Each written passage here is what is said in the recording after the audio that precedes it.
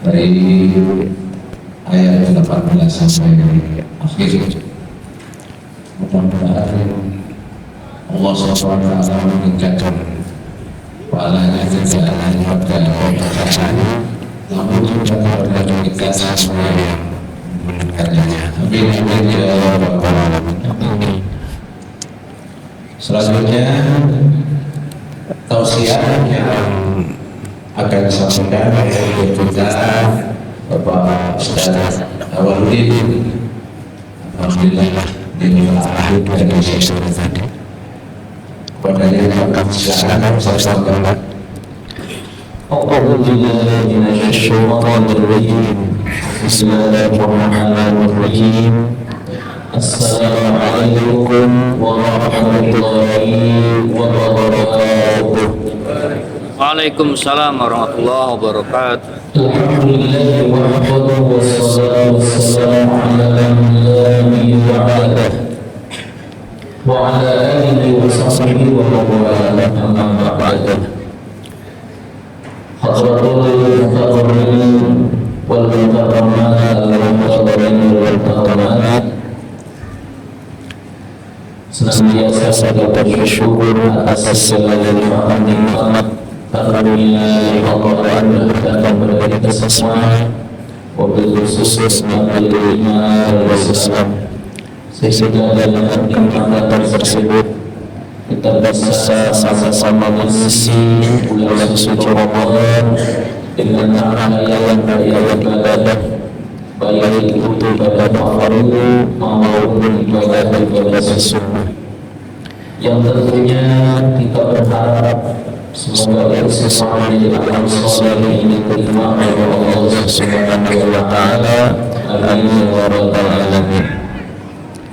Pada kesempatan malam hari ini, malam yang ke-23, mari kita sama-sama menyimak penjelasan dari beberapa hadis yang berhubungan dengan amalan di bulan suci Ramadan, terutama terlebih lagi di 10 hari terakhir bulan Ramadan. Dalam kitab Riyadhus Shalihin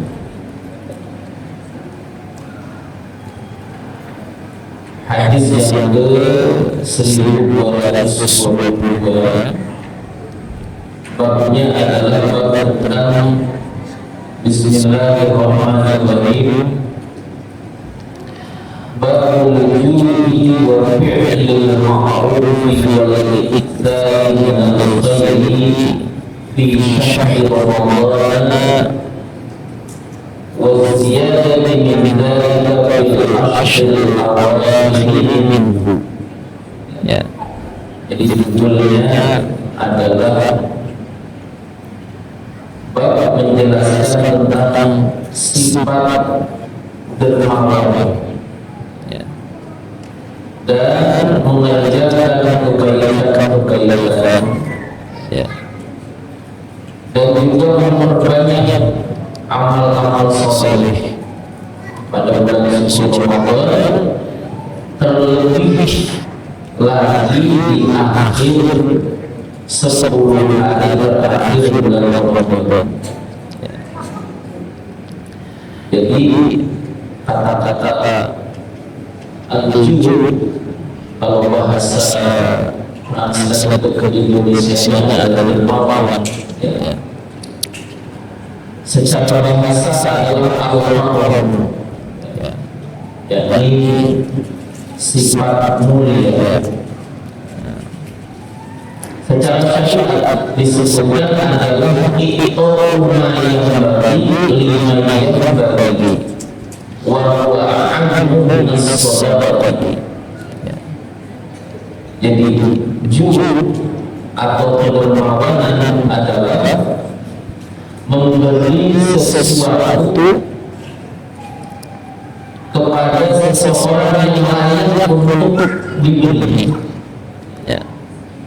Memberi sesuatu hal, baik itu berupa makanan, baik itu berupa ilmu, baik itu berupa bantuan apapun, kepada orang yang layak, yang pantas mendapatkannya.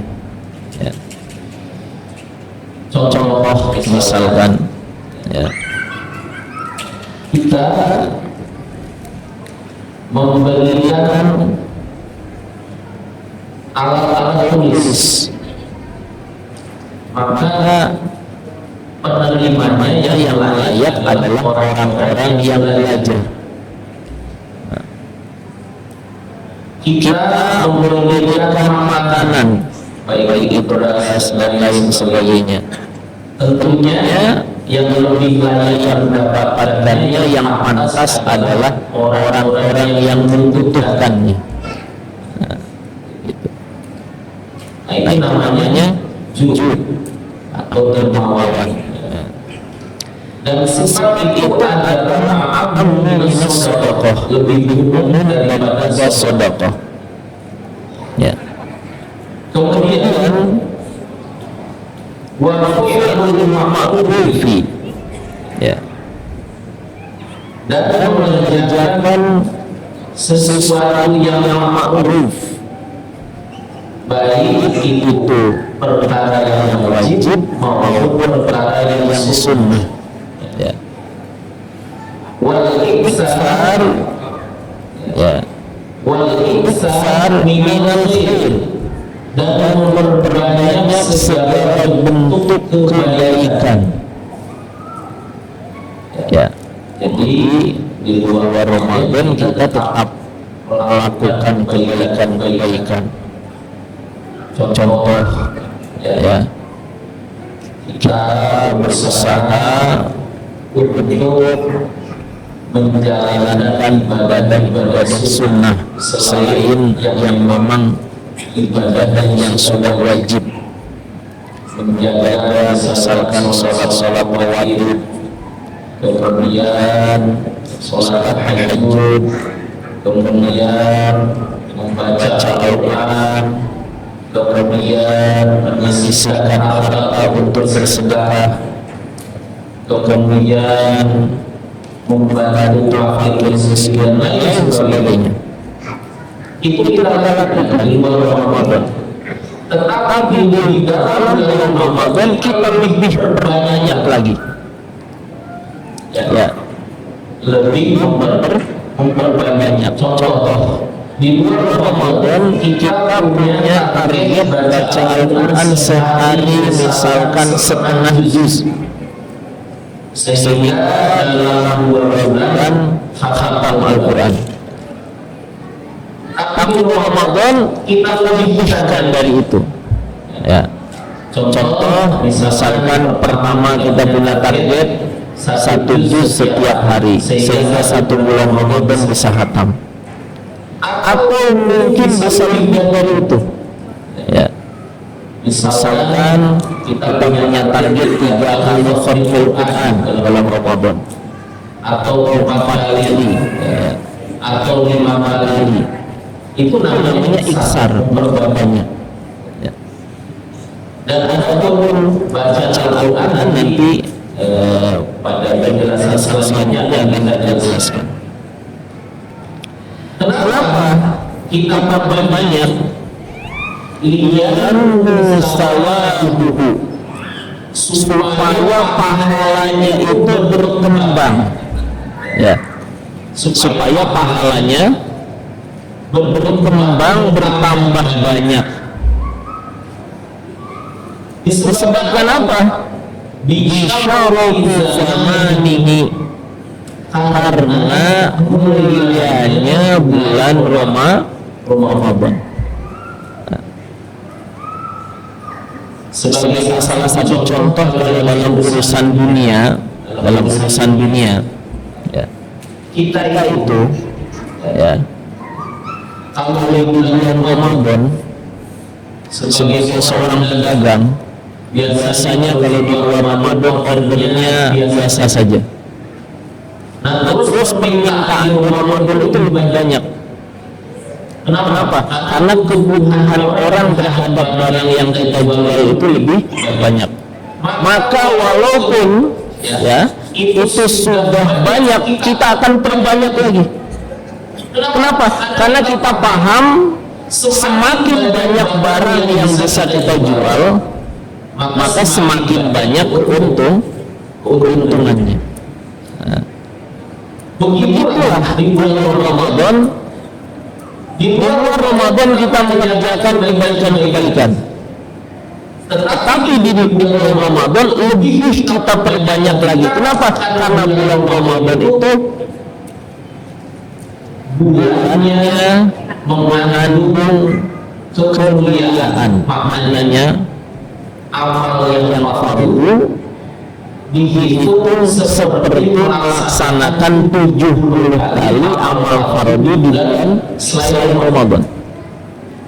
Barang siapa yang mengerjakan ibadah sunnah di bulan Ramadan dihitung seperti mengerjakan ibadah fardu di luar Ramadan. Kemudian kalau kita baca Al-Quran, ya, fikul harif hasanatun, satu huruf itu satu hasanah. Wal hasanatu bi asyri amsalha. Satu hasanah itu punya 10 lipat kebaikan. Nah, di Ramadan itu digandakan lagi. Ya. Di Ramadan itu digandakan lagi. Kenapa? Karena mulianya bulan Ramadan. Makanya dianjurkan kita untuk lebih memperbanyak apapun itu amal-amal kebaikan. Sedekah, ya, sama. Kita di bulan Ramadan terkadang istiqomah meluangkan 3.000-5.000 setiap hari, setiap pagi. Ya. Nah, di Ramadan syahrun fihi yuzadu rizqul mu'min. Ramadan itu adalah bulan di mana ditambahkan rezeki orang-orang beriman. Tujuannya apa?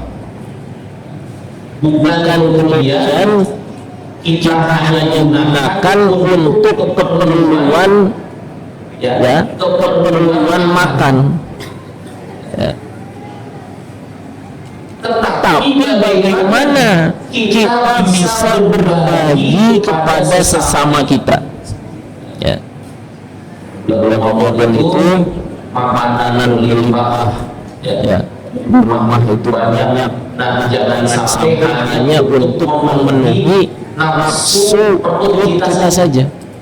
Tapi bagaimana kita berpikir rezeki yang Allah tambahkan kepada kita itu bisa kita berikan kepada orang-orang yang membutuhkan. Sehingga setiap hari bulan Ramadan semakin kita memperbanyak tadi, ya. Sehingga sama para sahabat itu,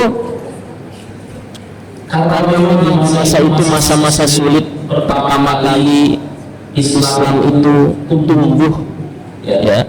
Sahabat-sahabat waktu itu ada banyak yang sulit. Sampai sahabat bertanya, tidak semua kami ya Rasulullah mampu melakukan itu. Maka Rasulullah menyampaikan, walaupun bisyikki tamratin, walaupun hanya dengan satu biji kurma, atau bisyurbi ma'in, atau satu teguk air minum, ya, atau bimazaqati labanin, atau dengan sesisik satu teguk susu.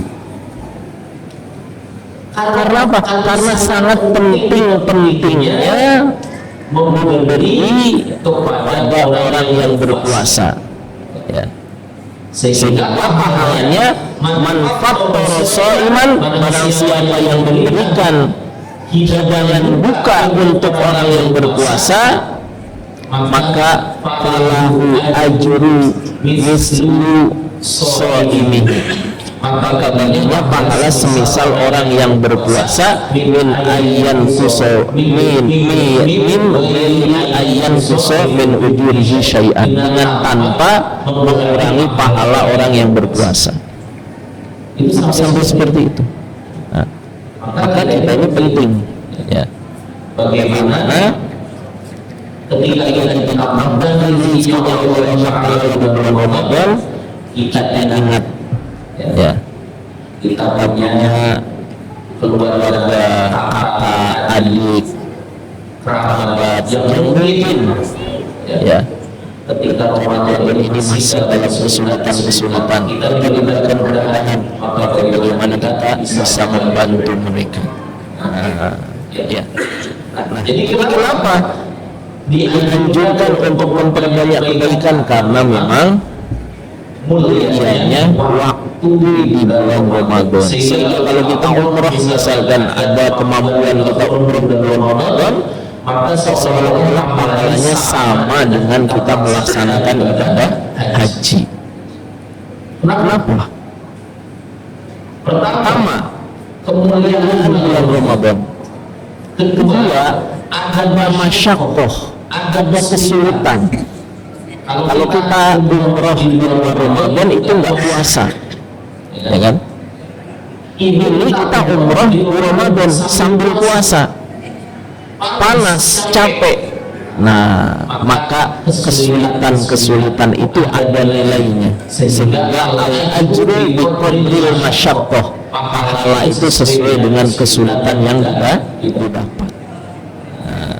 Sehingga pahala orang yang umrah di bulan Ramadan sama seperti orang melaksanakan ibadah haji.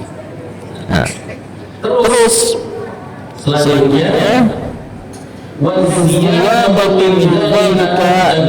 nambah lagi fil ashril awakhir minhu, pada 10 hari terakhir dari bulan Ramadan.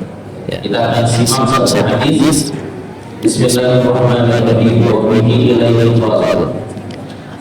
An Ibnu Abbas radhiyallahu ta'ala anhu qala kana Rasulullah sallallahu alaihi wasallam ajwadan nas wa kana ajwadu ma yakunu fi Ramadan hina yalqahu Jibril wa kana Jibril yalqahu fi kulli lailatin min Ramadan fa yudaisu sulurana. Qala Rasulullah sallallahu alaihi wasallam hina yalqahu Jibril ajwadu bil khairin min ar-rihil mursalati. Muttafaqun alaih. Hadisnya riwayat Imam Al-Bukhari dan Imam Muslim. Nah, di sini dijelaskan ya riwayatnya Al-Imam Ibnu Abbas radhiyallahu taala anhuma. Sayyidina Ibnu Abbas ini adalah anaknya Sayyidina Abbas. Ya. Abbas bin Abdul Muttalib. Abdullah bin Abdul Muttalib. Maka Sayyidina Abbas adalah pamannya baginda Nabi sallallahu alaihi wasallam. Sayyidina Abdullah bin Abbas itu adalah sepupu Rasulullah sallallahu alaihi wasallam. Namun usianya jauh di bawah baginda Nabi sallallahu alaihi wasallam. Sayyidina Abdullah bin Abbas ini ketika kecilnya didoakan oleh baginda Nabi sallallahu alaihi wasallam, Allahumma faqihhu fid-din wa 'allimhu at-ta'wil. Ya Allah, berikanlah dia pemahaman agama yang mendalam, wa 'allimhu at-ta'wil, dan ajarkanlah kepadanya tafsir. Sehingga Al-Imam Abdullah bin Abbas radhiyallahu ta'ala anhuma beliau menjadi imamul mufassirin, imamnya para ahli tafsir. Ya, banyaknya kitab tafsir yang ditulis oleh Sayyidina Ibnu Abbas. Nah, beliau menceritakan tentang keadaan Rasulullah di bulan Ramadan. Karena Rasulullah sallallahu alaihi wasallam ajwadan nasi, adalah baginda Rasulullah sallallahu alaihi wasallam adalah orang yang paling punya sifat dermawan. Ya. Kemudian maksudnya apa?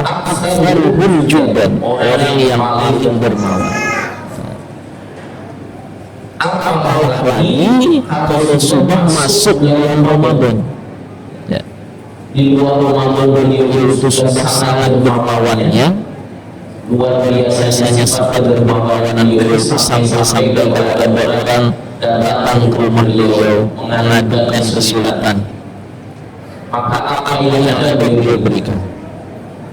Tapi kalau itu sedang tidak ada, maka beliau katakan besok datang lagi ke sini, mungkin ada sesuatu yang bisa saya berikan.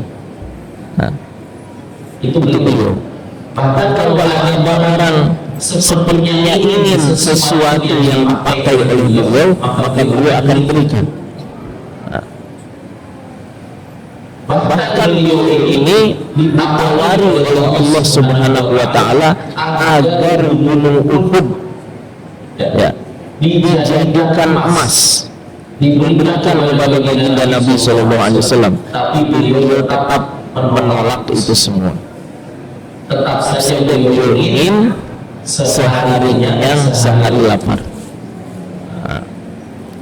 Nanti kita bisa belajar apa yang membentuk sifat kedermawanan dalam diri seseorang. Di sini dijelaskan beliau kalau sudah masuk Ramadan maka sangat-sangat lebih lagi kedermawanannya. Ya. Kemudian di mana Ramadan itu hina yulqahu Jibril datang menjumpai Rasulullah Sallallahu Alaihi Wasallam, dan Jibril itu menjumpai baginda Nabi Sallallahu Alaihi Wasallam di Ramadan, fi kulli lailatin min Ramadan, setiap malam bulan Ramadan. Terus amalannya apa? Ketika berjumpa antara Rasulullah dengan Jibril, barisuhul Qur'ana, ya, wazannya mengikuti fa'ala yufailu mufa'alatan, rasa barisu mubarasatan. Ada namanya dalam ilmu sorof itu musyarakah bainal itsnain, ya. Kalau mengikuti wazan fa'ala yufailu. Nah, kalau doroba Zaidun amron, ya, maka intinya adalah Zaid memukul Amr. Tapi kalau diganti menjadi doroba Zaidun amron, maka Zaid dan Amr saling memukul. Itu namanya musyarakah bainal itsnain. Ya. Nah, Rasulullah itu di sini disebutkan dengan malaikat Jibril itu fayudarisuhul Quran, saling mudarosah. Tadarus, kalau bahasa kita nih yang sering kita kerjakan sekarang di bulan Ramadan adalah tadarus Al-Quran. Nah, di sini nanti kita bisa belajar seperti apa sebetulnya tadarus yang terbaik. Ya. Jadi bagaimana Nabi terkadang beliau yang membaca, malaikat Jibril yang menyimak. Terkadang malaikat Jibril yang membaca, Rasulullah yang menyimak. Itulah metode namanya mubarosah. Ya. Maka dari metode ini kalau kita bertadarus sebaiknya berjamaah. Itu yang paling bagus. Memang betul bagus kita baca Quran sendiri gitu di bulan Ramadan, tapi kalau tadarus sebaiknya berjamaah, apalagi di antara jamaah itu ada seorang ahli Al-Quran.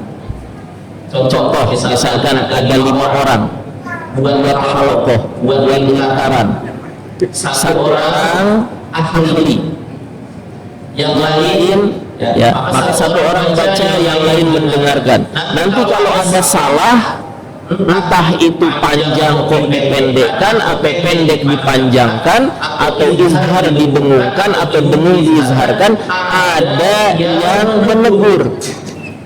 Ya. Kalau sementara ini kan kalau kita baca sendiri masing-masing, kita salah nggak ada yang menegur. Bacaan kita mau benar mau salah, maju terus. Gitu. Tapi ketika kita membentuk jamaah, kemudian di dalamnya ada ahlul Quran, nanti bacaan kita itu seperti emas yang dibawa kepada tukang emas. Sehingga apa? Benar nggak emas kita ini emas asli? Gitu. Ya.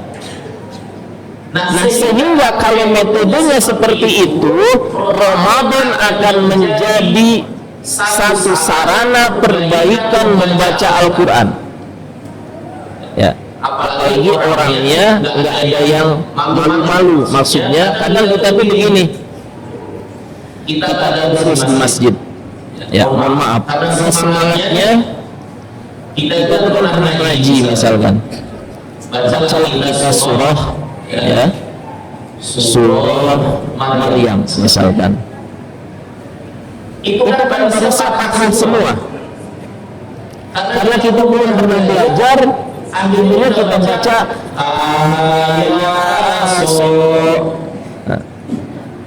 masih ada kan, kita kadang sering mendengar ada orang ya baca Al-Quran kemudian bacanya tadi ya padahal bacanya ain sod. Ya, itu kalau didiamkan berlama-lama, tahun sekarang nggak ada yang negur, tahun besok dia tadarus nggak ada yang negur, tahun besoknya lagi, sampai bertahun-tahun bacaannya akan seperti itu. Nah inilah makanya pentingnya bertadarus itu saling apa? Memperhatikan bacaan. Nah, jadi tadarus yang paling efektif untuk memperbaiki bacaan kita adalah tadarus dengan berjamaah dan ada ahli di dalamnya. Itu makanya bulan Ramadan jangan malu kita nih, bacaan saya ini masih banyak salahnya, tajwidnya masih banyak yang belum benar. Maka ada ustadz di kampung kita, di masjid kita, belajar. Mumpung masih bulan Ramadan, kita banyak waktu belajar. Nah nanti kalau bacaan kita sudah benar, bagus, nah kita praktekkan itu bacaan, ya. Maka dalam membaca Al-Quran, ya itu apa? Ada 3. Ya, dalam bulan Ramadan ini yang pertama adalah li ajlis sawab wa khatmihi, untuk dapat pahala dan menghatamkan Al-Quran. Ya, maksudnya supaya ya tadi target khatam, misalkan 1 bulan khatam 3 kali, 4 kali, 5 kali, supaya setiap hurufnya bernilai kebaikan pahala. Ya, namun tetap cara membacanya, ya warattalnahu tartila, tetap membacanya dengan bacaan tajwid. Nah biasanya kalau bacaan kita adalah li ajli sawab wa khatmil Quran, bacaannya adalah bacaan at-tadbir atau al-hadar. Ya, jadi membaca Al-Quran itu dibagi 3. Ada bacaan at-tahqiq, ada bacaan at-tadbir, ada bacaan al-hadar. At-tahqiq itu bacaan lambat. Ya, seperti kita dulu ngaji di kampung-kampung dengan para ustadz, dengan para kiai, ya itu bacaannya lambat tapi harus pas. Mana yang tasydid, mana yang panjang, mana yang pendek, ya itu harus pas. Nah itu namanya at-tahqiq. Ya, biasanya bacaan kita ketika belajar membaca. Kemudian at-tadbir, bacaan yang agak lebih cepat sedikit, ya seperti bacaan imam-imam ketika sholat. Ada lagi bacaan al-hadar, bacaan orang yang memang niatnya supaya banyak khatam Al-Quran, atau seorang hafidh Al-Quran, dia menjaga bacaannya sehari baca 5 juz, maka bacanya baca cepat, ya. Alif Lam Mim Zalikal kitabu la raiba fihi hudan lil muttaqin alladzina yu'minuna bil ghaibi wa yuqimuna as-salata wa mimma razaqnahum yunfiqun. Itu al-hadr namanya, ya. Nah kita tinggal pilih.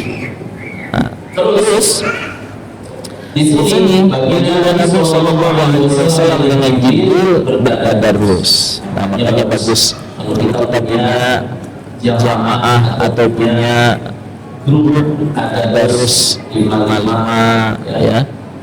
Nanti ada kita baca sendiri, ada bacaan supaya bacaan kita bagus dengan kita belajar dengan guru-guru membentuk halakoh gitu.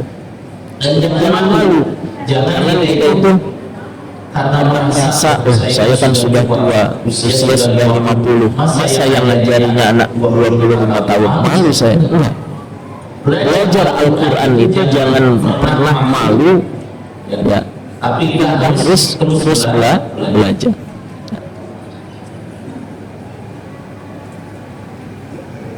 Orang-orang Lain saja, ya. kita pernah mendengar kisahnya Syekh Nawawi Al-Bandani, ya. beliau itu belajar ke Syekh Bangkalan, ya. belajar apa? Belajar Tata bahasa Arab, nahwu, sorof, mantik, balaghah, belajar bahasa. Kemudian Syekh Nawawi pulang dan kemudian berangkat belajar ke Makkah. Di sana belajarnya bukan hanya belajar bahasa Arab, tapi beliau belajar ilmu hadis, usul hadis, tafsir hadis. Pulang ke Indonesia, malah justru yang dulunya Syekh Khalil menjadi guru bagi Syekh Nawawi, Syekh Khalil juga belajar apa? Belajar ilmu hadis kepada Syekh Nawawi Al-Bantani. Itu seperti itu, ya. Jadi bukan berarti kita itu kemudian mampu belajar karena usia kita yang sudah tua, tidak. Jadi kita harus terus belajar. Nah, kemudian selanjutnya Fala Rasulullah sallallahu alaihi wasallam inna lillahi jibril ajwadu bil khair min ar-rihil mursalati. di saat Jibril alaihissalam mencoba kepada Nabi di waktu itu, baginda Nabi adalah orang yang sangat dermawan, paling dermawan terhadap kebaikan dibandingkan dari angin yang berhembus, ya. Angin yang berhembus itu, angin itu kan dia kalau mengenai siapa saja, ya, semuanya terkena manfaat daripada angin tersebut, sejuknya angin itu semua merasakan manfaatnya. Bahkan hembusan angin yang cepat, ya, Rasulullah itu lebih cepat. Ya, ini namanya dalam bahasa kinayah, maknanya menceritakan tentang begitu cepatnya Rasulullah dalam mengerjakan kebaikan. Nah, ya, di dalam mengerjakan kebaikan lebih daripada cepatnya angin. Nah, Rasulullah itu misalnya sifat jujur, sifat dermawan, sifat bisa berempati kepada orang lain, berbagi kepada orang lain, yang kemudian dicontohkan oleh para sahabat radhiyallahu taala anhum ajmain. Karena apa? Di sini disebutkan, ya, karena mubarakatul Qur'ani tajaddada lahul ahdu lazid minan nafsi. Jadi salah satu fungsi mubarakah Al-Quran, tadarus Al-Quran, ya, dengan bacaan yang kedua ini, kalau tadi itu adalah iblis sawab wa khatmihi, yang kedua adalah ta'ammul wa tadabbur. Nah, ta'ammul wa tadabbur adalah menghayati makna-makna Al-Quran. Nah, di situ kita bisa bagaimana Al-Quran bisa kita amalkan dalam kehidupan sehari-hari. Sehingga para sahabat punya metode menghafal 10, mengamalkan 10, sudah diamalkan baru belajar lagi 10 ayat, diamalkan lagi baru belajar lagi 10 ayat. Kenapa? Tadi, ya, litadabbur wa ta'ammul. Itu yang kedua. Ya. Jadi proses Al-Quran kita juga harus punya kesan, harus punya kesan dalam hati, apa yang bisa kita ambil pelajaran. Ya, kalau kita belajar dari orang-orang tidak jauh zamannya dengan kita, diantaranya Kiai Ahmad Dahlan, ya, kita mungkin sudah sering menggunakan bahwasanya beliau itu ketika membaca Al-Qur'an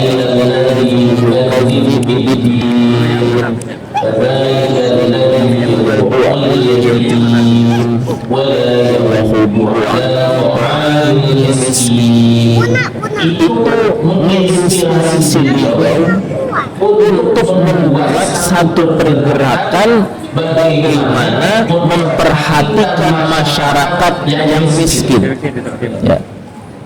Hingga akhirnya beliau pertama memperhatikan pendidikan, ya, memperhatikan pendidikan, ya, sampai alhamdulillah akhirnya berkembang sampai sekarang Muhammadiyah bisa membuat tingkatan pendidikan dari mulai TK sampai perguruan tinggi. Ya, Universitas Muhammadiyah ada di mana-mana. Itu dari mulai apa? Itu dari tadabbur Al-Quran surah Al-Maun. Kemudian beliau membantu kesehatan masyarakat, punya cita-cita ingin membangun rumah sakit. Akhirnya di masa sekarang berapa rumah sakit Muhammadiyah yang ada di Indonesia, dibantu masyarakat miskin. Tuh. Itu namanya apa? Mentadabburi makna Al-Quran. Nah, terus ya, bahkan sampai akhirnya berkembang. Disebabkan karena apa? Ta'amul bil Quran. Kalau kita seorang pedagang, ya, kalau kita seorang pebisnis, atau kita ini seorang ya, pelaku usaha, ketika kita membaca wailul lil mutaffifin alladzina idza kalu 'alan nasi yastawfun wa idza qaluhum aw wajadahum yusirun. Itu kita tadabburi sehingga kita paham maknanya. Oh, ternyata celaka bagi orang-orang al-mutaffifin. Siapa al-mutaffifin? Alladzina idza qalu 'alan nasi yastawfun. Kalau yang menjadi pembeli minta ditimbang, minta takar, ingin dipenuhi, nggak mau kurang. Bahkan kalau misalnya lebih, ya.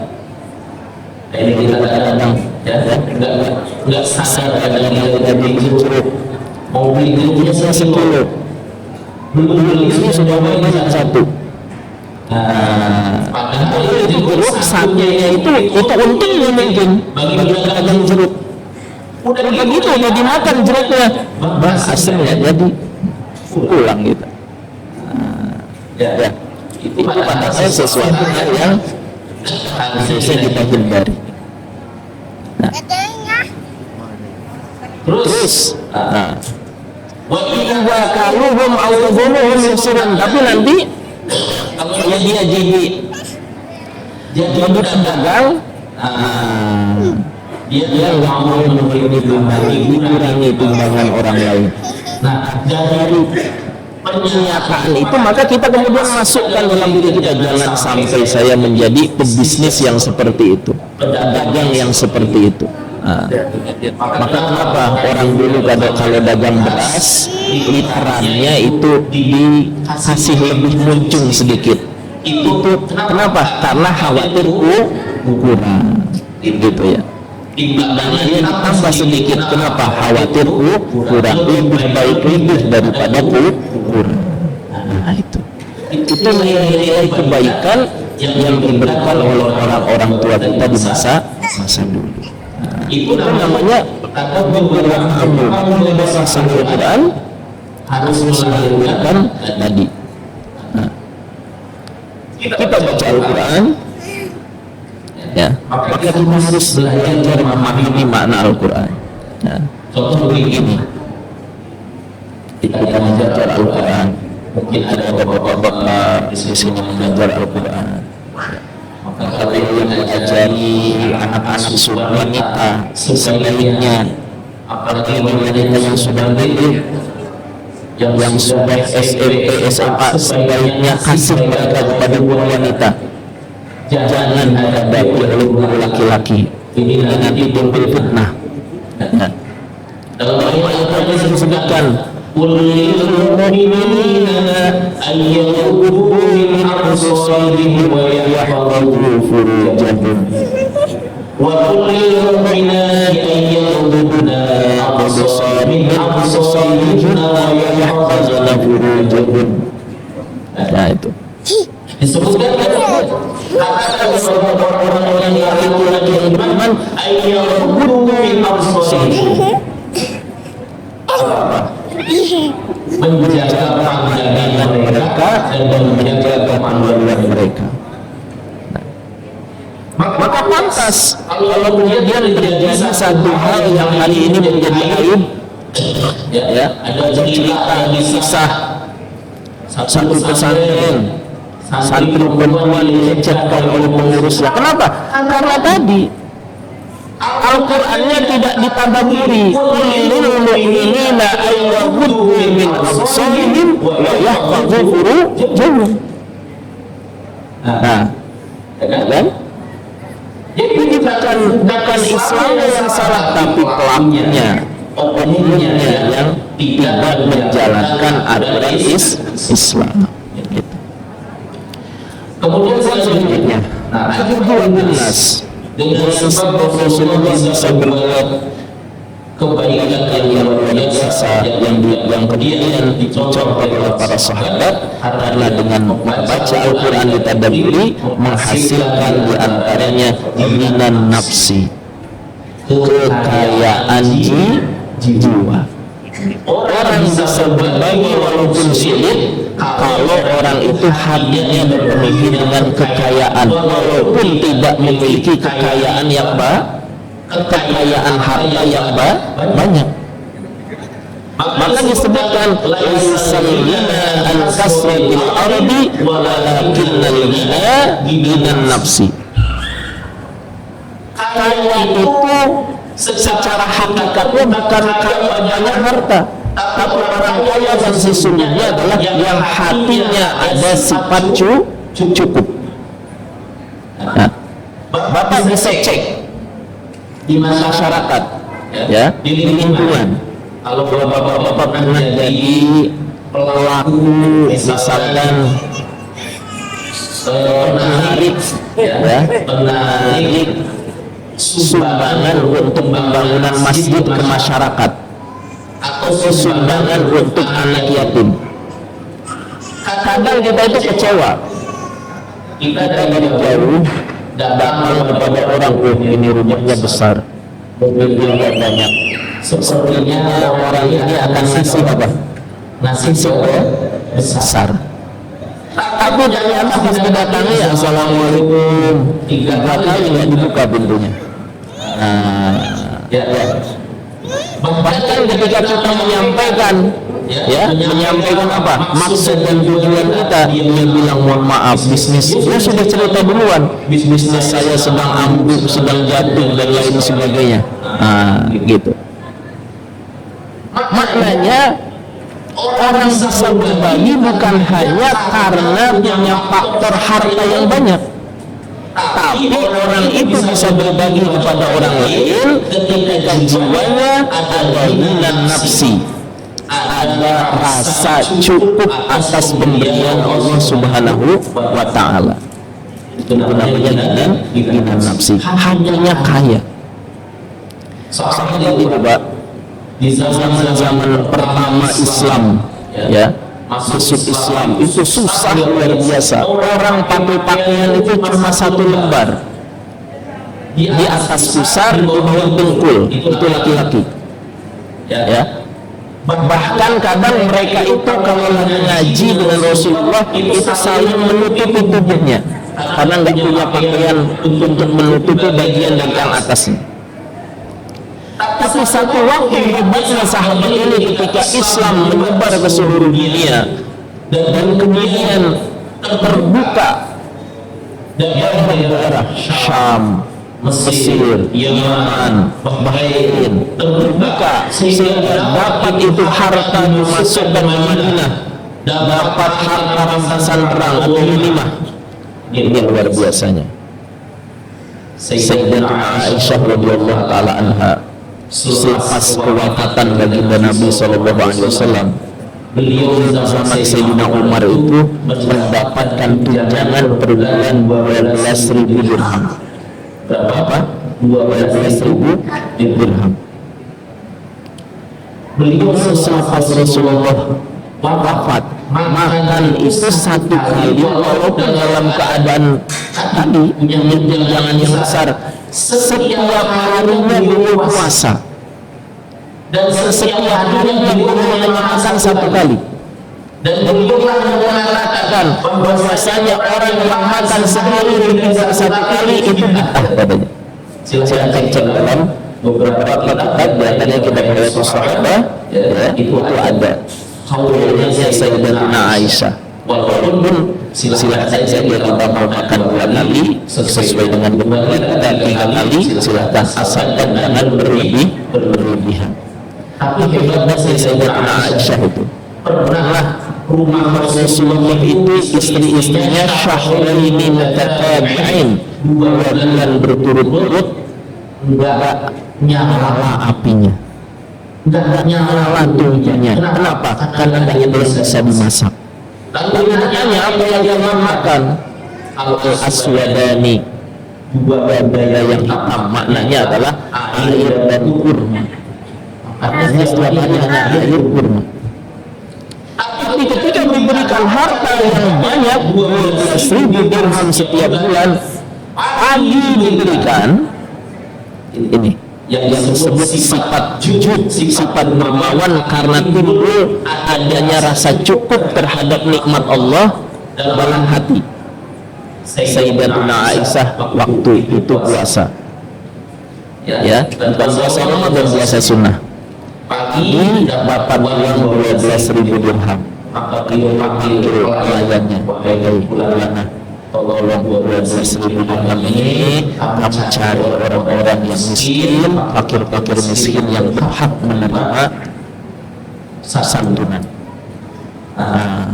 Akhirnya pelayannya ini gimana? Kasih. Sore hari sudah habis 12.000 dirham. Pelayannya bilang, wahai Sayyidatuna Aisyah, seandainya kamu sisihkan sedikit saja, kita buka puasa bisa makan daging. Tuh. Kata Sayyidatuna Aisyah apa? Sudahlah, kenapa kamu tadi tidak minta? Udah, beliau itu nggak terkesan mau makannya daging, mau makannya kurma, udah nggak terkesan. Yang terkesan itu kenapa? Terkesan kepada akhirat. Kemudian bisa berbagi itu karena timbul sifat ghinan nafsi. Orang kaya harta tapi tidak punya kaya hati, dia nggak akan pernah bisa berbagi. Kalau berbagi nanti timbulnya mendat-mendat. Si bulan itu kalau saya bantu susah itu. Bulan itu kalau saya bantu sengsara itu. Nah, bahkan dibendat-bendat, ya, apa bendat itu diungkit-ungkit, ya. Kalau nasinya cuma 2.000 diundat-undat. Nah, tetapi banyak orang kadang, Mbak, kalau itu turun ke masyarakat, masyarakat itu kalau menurut kita itu yang layak diberi. Tapi luar biasanya ketika ada santunan, kumpulan santunan, malah dia mau mengumpulkan untuk memberi.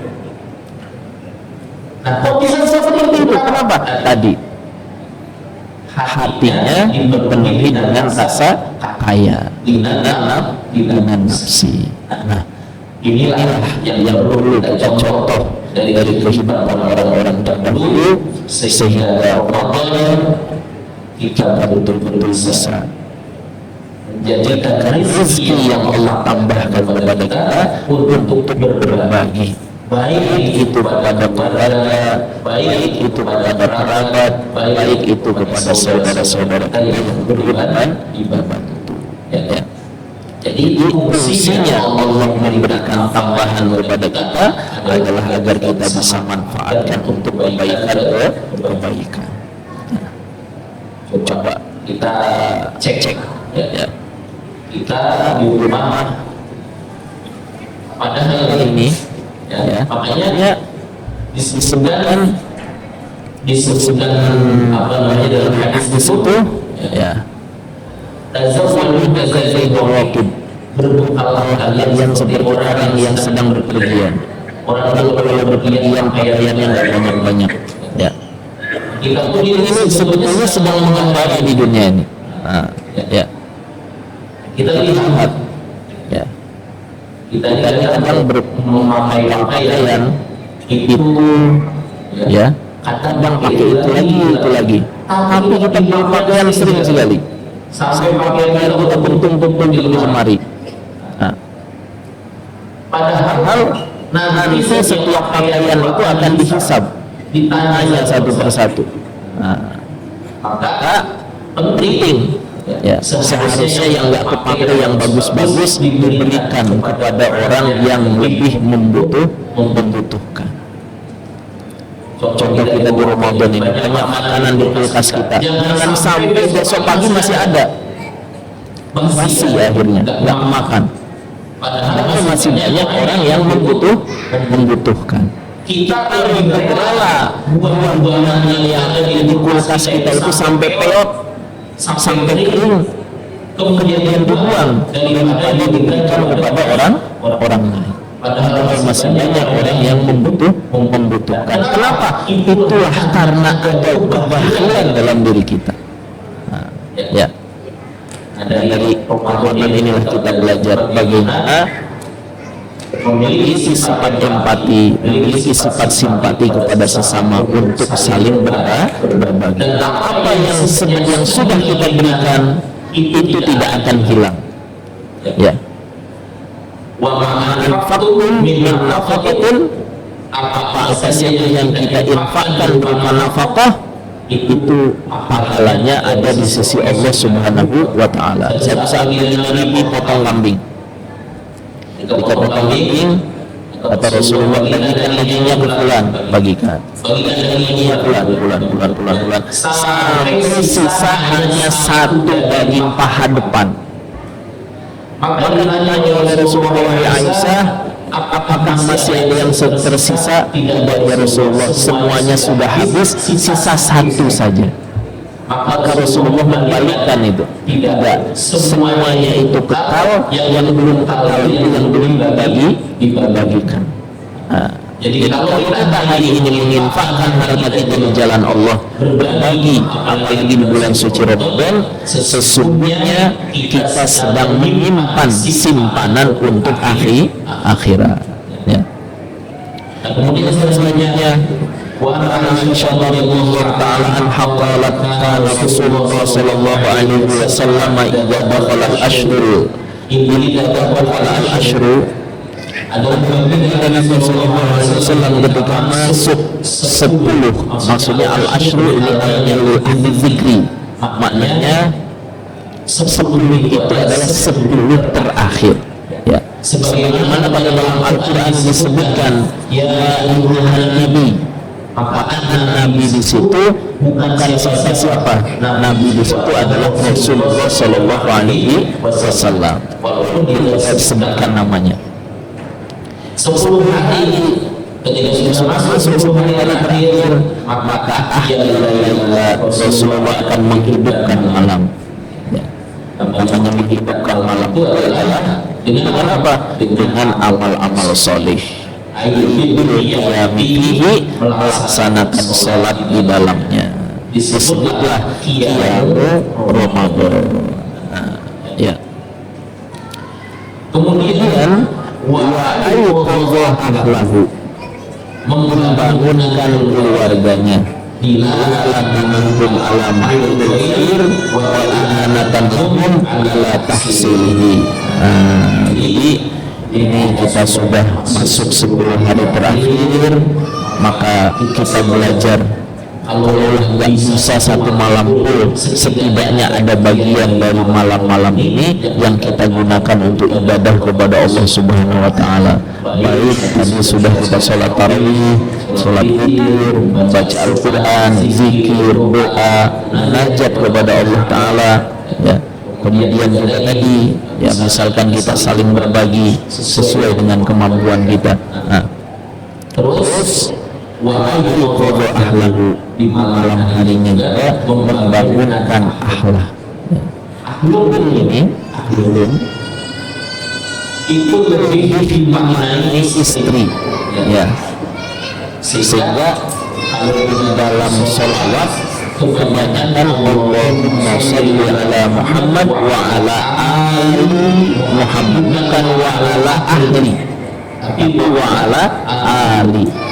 Ada farq bainal ali wal ahli, ada perbedaan antara kalimat ahlun dengan ahlun. Nah, ahlun kalau dalam hadis kebanyakan tujuannya adalah istri, ya, maknanya. Contoh, idza atakum ahlahu, ketika kalian mendatangi istrinya, faqul Allahumma innibna syaitan wa innibna syaitan mimma razaqtana. Ya, itu tuh ahlun di situ maknanya istri. Nah, maka seorang suami dia juga membangunkan istrinya untuk apa? Untuk ibadah kepada Allah Subhanahu wa Ta'ala.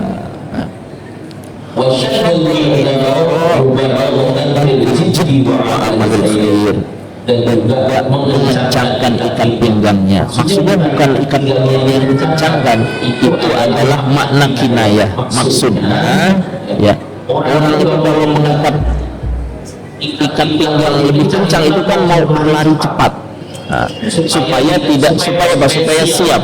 Nah, maksudnya disebut di sini adalah mubalaghatan, ya, fil jiddi wa amalil khair, bersungguh-sungguh dalam kesungguhan dan amal-amal kebaikan, gitu, ya.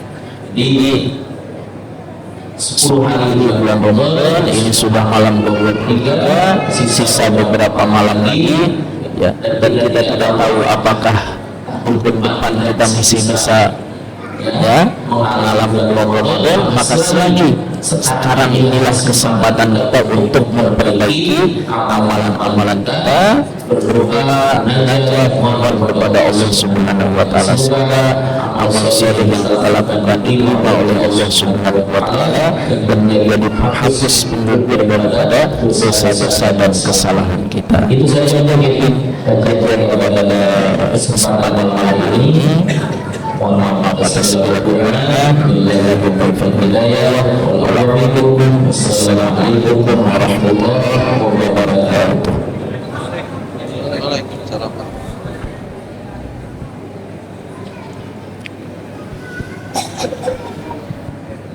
Demikian tadi kajian atau tausiah yang disampaikan oleh kita Pak Ustaz Muhammad pertama Ustaz yang membahas tentang kemuliaan bulan Ramadan, khusus 10 hari terakhir ini. Barangkali ada bapak-bapak dan jemaah yang akan tanya, kami persilakan, baik yang berkaitan dengan materi maupun yang lain. Persilakan.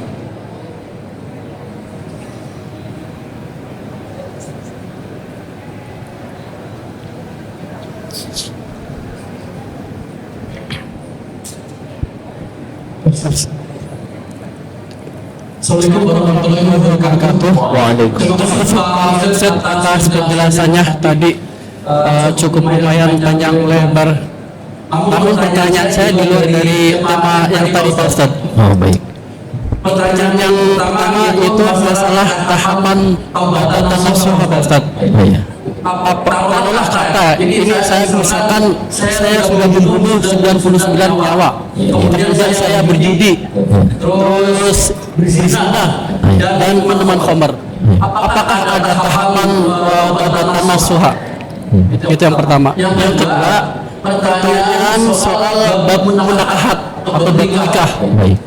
Manakala misalkan seorang laki-laki menikah seorang gadis, apakah perlu persetujuan dari orang tua yang sebagai walinya, dan yang sebaliknya manakala kita menikahi seorang janda, apakah perlu persetujuan dari orang tuanya?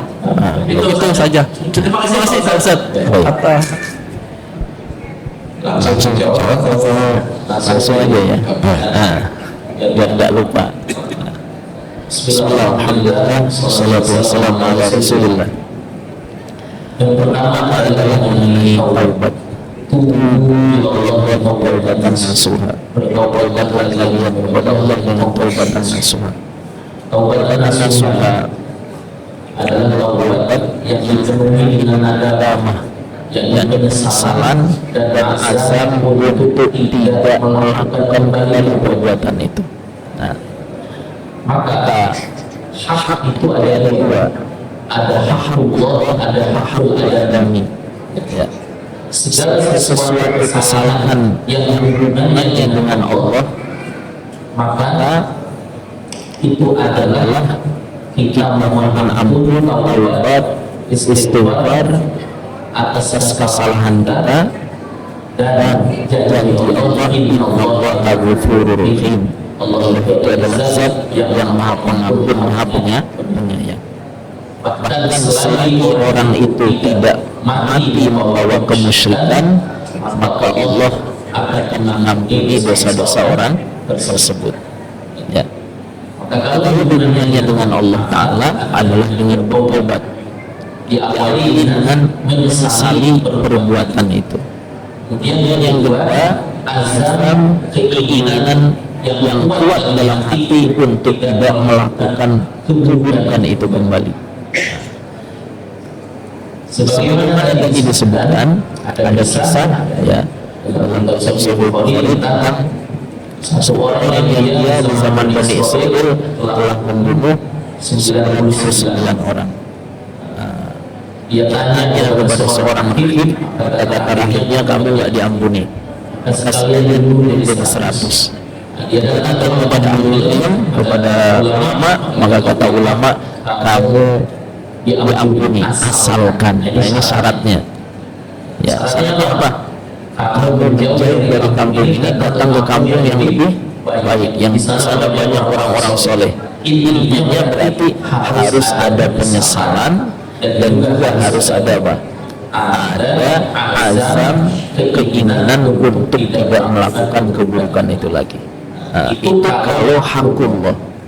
Tapi kalau hakul adami, contoh ada seseorang dia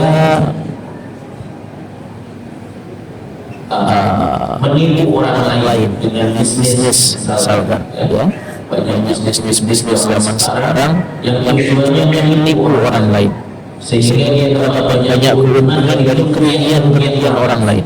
Nah, ya, mengambil uang orang lain dengan jalan yang haram. Kemudian dia sadar itu salah, itu dosa.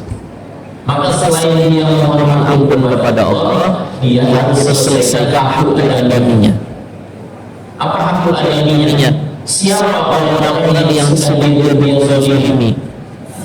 Contoh misalkan ada seorang penjudi bertobat dan hampir semua hartanya yang ada di dirinya itu hasil judi. Maka kalau dia tahu dulu pernah judi dengan bulan, nah pernah bulan kalah 100 juta misalkan, kembalikan kepada orang itu. Ya. Jadi hak-hak orang lain itu harus ditunaikan. Ya. misalnya tadi punya harta hasil menipu orang lain banyak misalkan, nah dia harus harus mengembalikan itu harta kepada para pemiliknya. Ya, jadi untuk tahu apa yang hubungannya dengan hakul adami itu harus apa? Harus diselesaikan dengan orang-orang yang pernah dia zolimi. ada Kalanya orang yang zolimi itu mengampuni, memberikan maaf, ya, makanya kan ada dalam hal misalkan ya jinayat tentang orang yang membunuh, ya, orang membunuh, maka dia dikenakan denda. ya, Kemudian hukumannya adalah yang dibunuh juga, ya, dibunuh juga. Nah, kecuali keluarga yang dibunuh memaafkan, ya, maka dia tidak dibunuh, tapi tetap dia harus membayar denda atau diat kepada keluarga yang terbunuh. Jadi kalau itu hukumnya adalah tentang hakul adami, itu harus diselesaikan. kita Sudah cari mana-mana, ya, yang punya uang itu ternyata nggak ada, lain sebagainya, sudah meninggal dan lain sebagainya, maka kita kalkulasikan berapa harta yang bukan milik kita, yang kita ambil dari orang lain, kemudian berikan kepada maslahatul mukminin, maslahatul muslimin, untuk kemaslahatan orang Islam, diberikan misalkan kepada baitul mal, ya, nanti dikelola untuk kemaslahatan orang Islam, gitu. Kemudian mengenai nafkahat, ada seorang anak wanita gadis mau menikah, ya, maka seorang anak gadis itu, ya, itu hak menikahkannya ada pada ayahnya, pada orang tuanya. Maka orang tuanya itu hak untuk mencarikan pasangan yang baik untuk anak-anaknya.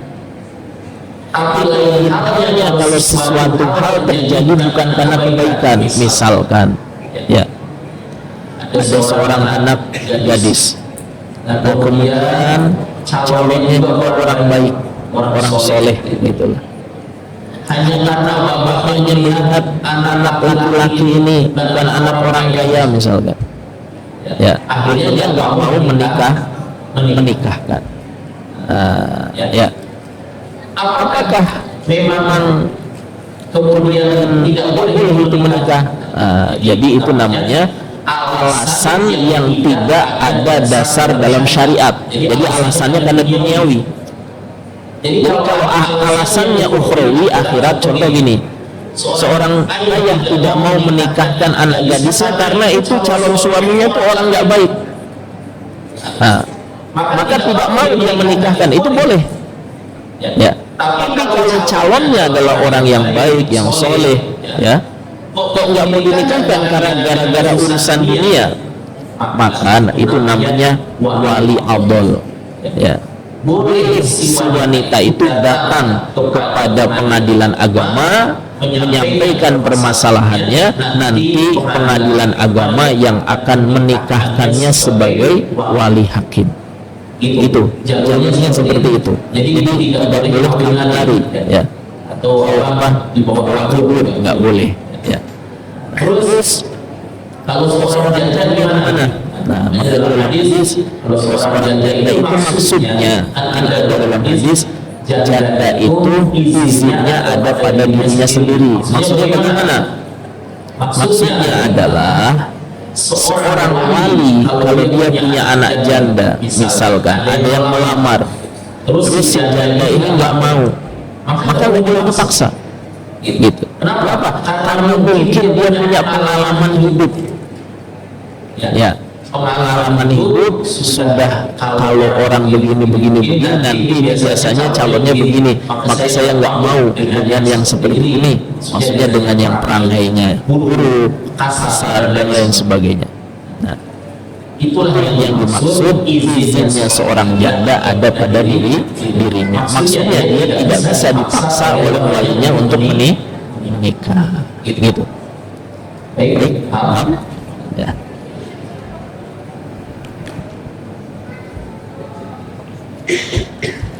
Baik, ada yang ingin bertanya lagi, Pak? Silakan.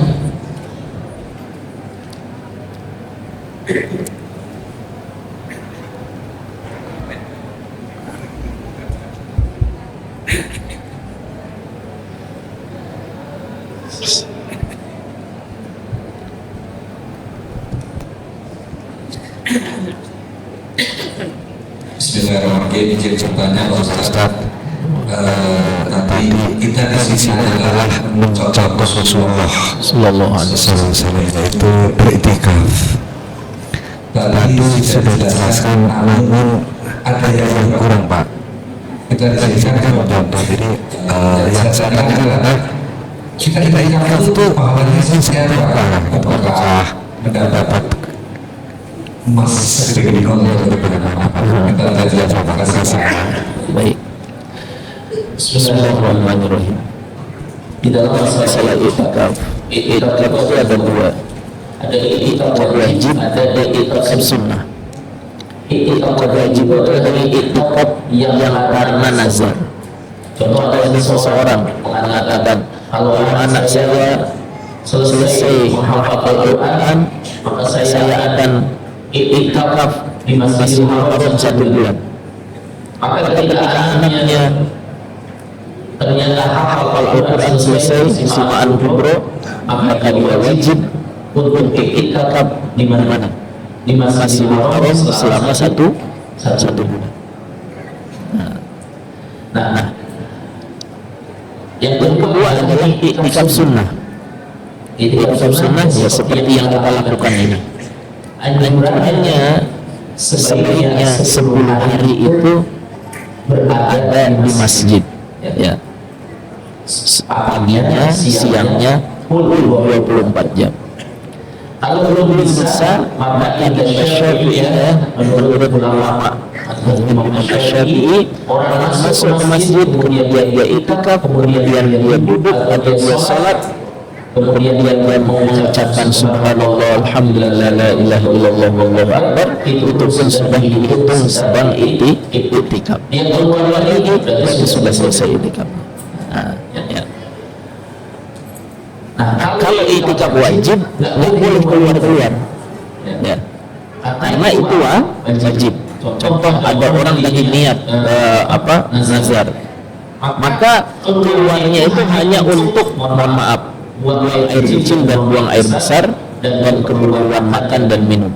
Setelah itu masuk lagi ke masjid. Nah, itu kalau itikaf wajib. Kalau itikaf sunnah, kita mau keluar, masuk lagi, niat lagi, nanti masih 1 jam, keluar lagi, tidak masalah. Nah, itu apa? Itikaf sunnah. Nah, kemudian pahala itikaf itu apa? Sangat besar. Ya. Pertama, itikaf di antara maghrib dengan isya saja, antara maghrib dengan isya itu dibebaskan dari neraka sejauh 3 parit. Jarak 1 parit itu adalah jarak antara bumi dengan langit.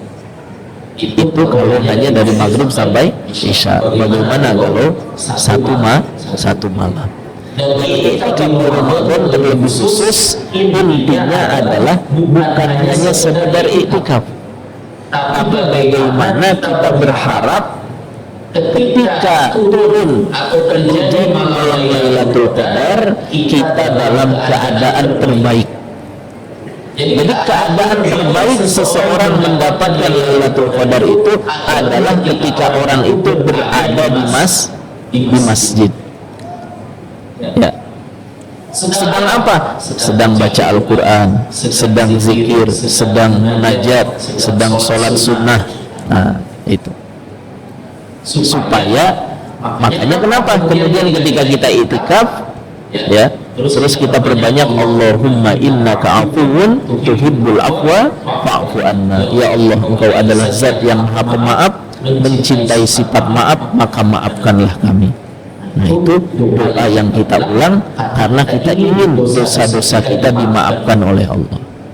Ghufron dengan afun bedanya apa? Kalau ghufron itu adalah ampunan, seorang mohon ampun kepada Allah, dosanya diampuni tapi catatannya masih tertulis. Tapi kalau al-afwu itu orang minta ampunan, diampuni oleh Allah, kemudian terhapus catatannya. Ya. Nah, maka doanya apa? Allahumma innaka afuwun tuhibbul afwa fa'fu anna. Mungkin ada juga yang ditambah Allahumma innaka afuwun karim tuhibbul afwa fa'fu anna. Nah, itu yang terbanyak. Nah, jadi tujuan kita iktikaf salah satunya adalah agar kita bisa mendapatkan fadilah yang terbesar di malam bulan suci Ramadan, yakni malam Lailatul Qadar. Kalaulah tidak, malam kita sedang iktikaf bukan malam Lailatul Qadar, tetap kita tidak mendapatkan pahala ibadah di malam bulan Ramadan. Yang mana ibadah sunnah dihitung seperti ibadah wajib. Ya. Terus orang mendapat Lailatul Qadar itu juga paling minimal adalah orang yang sholat Isya dan subuh dengan berjamaah di masjid. Nah, kalau orang sholat Isyanya berjamaah, sholat subuhnya berjamaah di masjid, kalau malam itu malam Lailatul Qadar, dia termasuk orang yang mendapatkan malam Lailatul Qadar. Walaupun kadarnya beda dengan orang yang iktikaf satu malam, gitu. Kadarnya beda. Makanya kenapa dalam mazhab Syafi'i yang paling bagus iktikaf kemana? Ya. Jadi semuanya sebetulnya musola, langgar, tajuk itu kalau dalam bahasa Arab itu masjid. Tapi dalam bahasa fikih masjid dibagi dua. Ada masjid biasa, ada masjid jami'. Ya. Masjid jami' adalah masjid yang digunakan untuk sholat Jumat. Biasanya di satu kelurahan hanya ada satu. Kalau zaman dulu, kalau sekarang hampir tiap RW ada masjid jami'. Nah, ya. Nah, kemudian kedua, derajat iktikaf di masjid jami' dengan masjid biasa itu lebih utama di masjid jami'. Ya, masjid-masjid yang besar. Ya, contoh kalau di Karawang, Masjid Agung Karawang, ya. Karena awalnya Masjid Jami di Karawang itu ya Masjid Agung, gitu. Ya. Nah, terus bagaimana kalau kita iktikafnya di musola? Terhitung iktikaf kah? Terhitung. Karena itu pun juga masjid. Cuma bahasa kita disebut apa? Musola. Terus bagaimana kalau wanita? Ya. Apakah wanita boleh iktikaf di masjid? Boleh. Selagi aminun minal fitnah, selagi aman dari fitnah. Maksudnya fitnah apa? Pertama, terbebas dari godaan laki-laki yang nakal. Ya. Yang kedua, kehadiran wanita itu tidak membuat laki-laki timbul syahwat. Ya. Makanya dipisah antara laki-laki dengan wanita. Makanya boleh wanita keluar dari rumah, datang sholat Id pakai minyak wangi yang semerbak, sehingga 50 meter dia pergi wanginya masih tercium di sini, sehingga membuat laki-laki membayang-bayangkan. Nah, itulah namanya fitnah. Ya. Kalau di dalam rumah itu sangat dianjurkan karena melayani suami. Tapi kalau di luar rumah, ya pakai pakaian yang yang tidak menimbulkan fitnah. Jadi sangat banyak manfaat iktikaf, pahalanya juga sangat besar. Ya. Itu saja mungkin. Nah, cukup.